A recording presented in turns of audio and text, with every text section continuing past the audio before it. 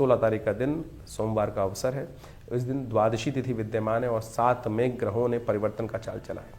ग्रह थोड़े हल्के दिखाई दे रहे हैं, ध्यान रखना। स्वास्थ्य के मामले में विशेष तौर पर दिन काफ़ी हल्का है।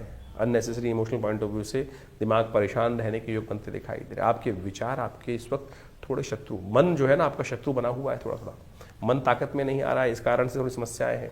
कोशिश ये करें भगवान शिव का थोड़ा दूध सा अभिषेक करें। अंतिम सोम प्रदोष है, इस दिन चावल का दान करना चाहिए, शिव की आराधना करनी चाहिए।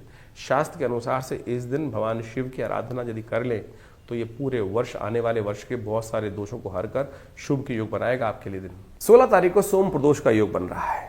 त्रयोदशी शाम के समय विद्यमान रहेगी और शास्त्र में कहा गया है कि समस्त प्रदोषों में सबसे श्रेष्ठ प्रदोष जो है वो विशेष तौर पर सोम प्रदोष ही माना जाता है। सोमवार का योग और शाम को सूर्यास्त के समय में जब त्रयोदशी साथ में पदार्पण कर लेती है, योग बना लेती है, तो वो सोम प्रदोष का योग बन जाता है। तो इस बार ये बहुत दिव्य योग बना है और आप मान के चलें रुद्र नाम के संवत से आरंभ होने से पहले, प्रलंकारी संवत आरंभ होने से पहले, और ऐसे में ये शुभ योग बनकर तैयार है। कहा जाता है कि जब शाम के समय सूर्यास्त के 2 घड़ी बाद तक, 2 घड़ी यानी 48 मिनट तक ये बहुत शुभ योग बना रहेगा। ऐसे में केवल भगवान नाम का स्मरण होना चाहिए।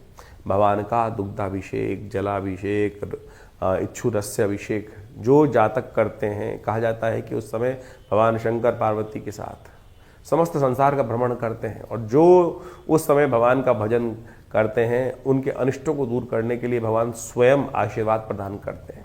ये कपोल कल्पित बात नहीं है, शास्त्रोक्त विधि के अनुसार से बात है। इस बात का हमको ध्यान रखना चाहिए।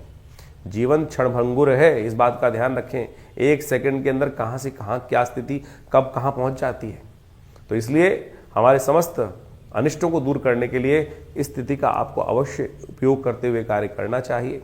चैत्र के मास में, इस सुंदर वर्ष के आरंभ के समय में, चैत्र का जो पक्ष आरंभ हो जाता है तो एक तरह से वर्ष समाप्ति की तरफ है, नव वर्ष बिल्कुल आरंभ होने को है, नव संवत आरंभ होने को ही है।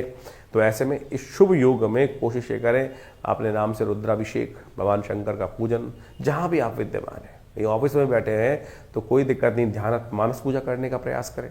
शास्त्र कहता है ना, मानस सबसे श्रेष्ठ पूजा जो है मानस पूजा। आप बैठे हुए हैं साक्षात अमरनाथ जी जाकर और कहीं केदारनाथ में जाकर बैठे हुए, लेकिन मन नहीं लग रहा है, तो फिर किस बात की पूजा। तो ऐसे में कहा जाता है मानस पूजा सबसे श्रेष्ठ है। आप ऑफिस में भी बैठे हुए हैं, आपने जूते पहने हुए, कोई दिक्कत नहीं, आंख बंद कर कुछ देर के लिए बैठ जाएं। और शास्त्र कहता है आत्मा तुम गिरजा मति सहचरा प्राणा शरीरम गृह पूजा ते विषयोग भोग रचना निद्रा समाधि। जो भी कार्य कर रहे हैं सब परमात्मा की कार्य है, यही भाव रखो ना।